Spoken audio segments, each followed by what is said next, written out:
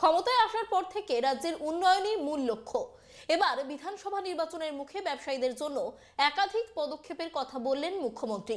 ব্যবসায়ীরা যাতে নিজেদের সমস্যার সমাধান নিজেরাই করতে পারে তার জন্য পশ্চিমবঙ্গ ট্রেডার্স ওয়েলফেয়ার বোর্ড গঠন করে দিলেন মমতা বন্দ্যোপাধ্যায়।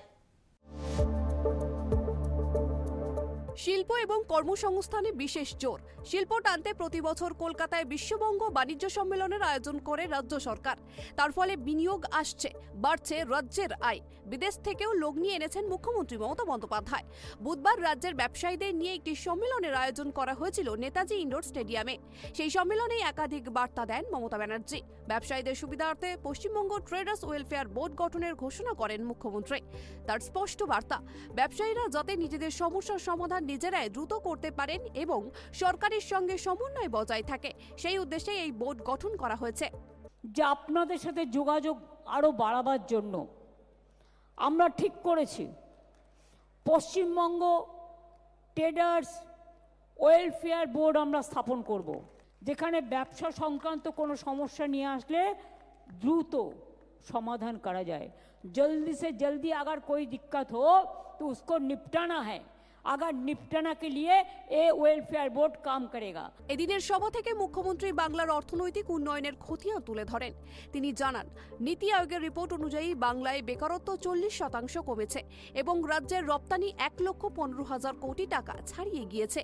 বাংলাকে বিনিয়োগের সেরা জায়গা হিসেবে উল্লেখ করে তিনি কলকাতা ও শিলিগুড়িতে ট্রেড অ্যান্ড এক্সপোর্টেশন সেন্টার এবং B2B হাব তৈরির পরিকল্পনার কথা জানান। এছাড়াও প্রশাসনিক জটিলতা কমাতে সিঙ্গেল উইন্ডো সিস্টেম চালুর নির্দেশ দিয়েছেন তিনি।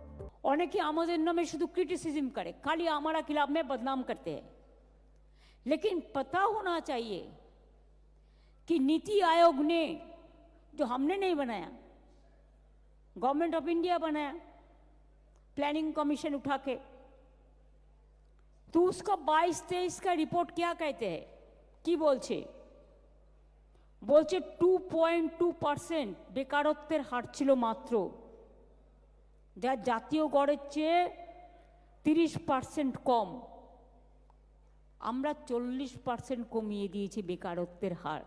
আমরা ঠিক করেছি কলকাতা এবং শিলিগুড়িতে দুটো trade and export facilitation centre প্রতিষ্ঠা করব।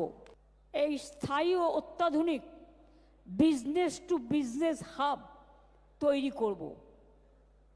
এখানে জিআই ট্যাগ পাওয়া বাংলার সব আইটেম থাকবে। আগামী 15 দিনের মধ্যে প্রতিটি জেলার চেম্বার অফ কমার্সকে নিয়ে এই কল্যাণ বোর্ড কার্যকর করার নির্দেশ দিয়েছেন মুখ্যমন্ত্রী। বুধবারের সম্মেলন থেকে রাজ্যের ব্যবসা বাণিজ্যের প্রসারে এবং ব্যবসায়ীদের দীর্ঘদিনের সমস্যা সমাধানে যে একাধিক বড় পদক্ষেপ নিলেন মমতা বন্দ্যোপাধ্যায় তা বলাই বাহুল্য। ক্যামেরায় বরুণ ভান্ডারীর সঙ্গে দেবযানী সরকারের রিপোর্ট।